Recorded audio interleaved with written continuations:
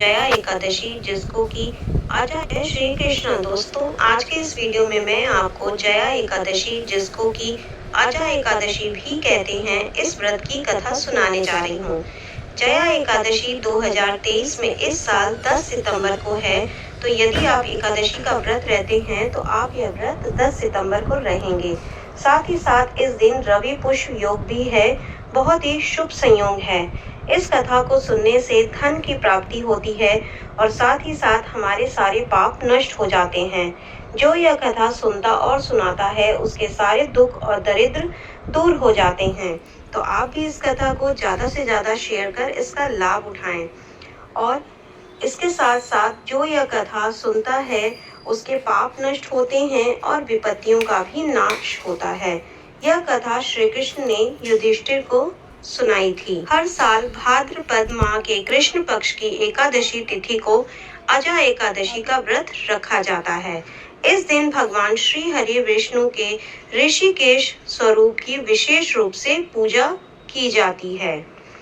इस दिन भगवान विष्णु की पूजा करते समय अजा एकादशी का व्रत जरूर पढ़ें और सुनें, जिससे व्यक्ति के सभी पाप दूर होते हैं, शुभ फलों की प्राप्ति होती है, मनोकामना की पूर्ति होती है, साथ ही साथ वैकुंठ धाम की भी प्राप्ति होती है। तो चलिए जानते हैं वह कथा कौन सी है।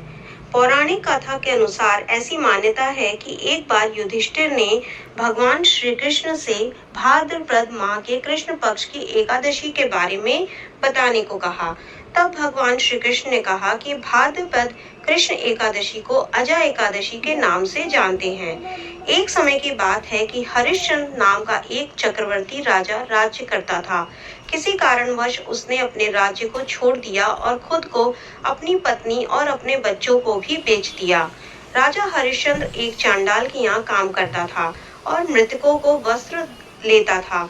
वह हमेशा सच का साथ देता था और तब वह अकेला होता था तो उन सभी दुखों से मुक्ति पाने के बारे में सोचता रहता था कि उसने ऐसा क्या किया और वह ऐसा क्या करे जिससे कि उसका उद्धार हो सके।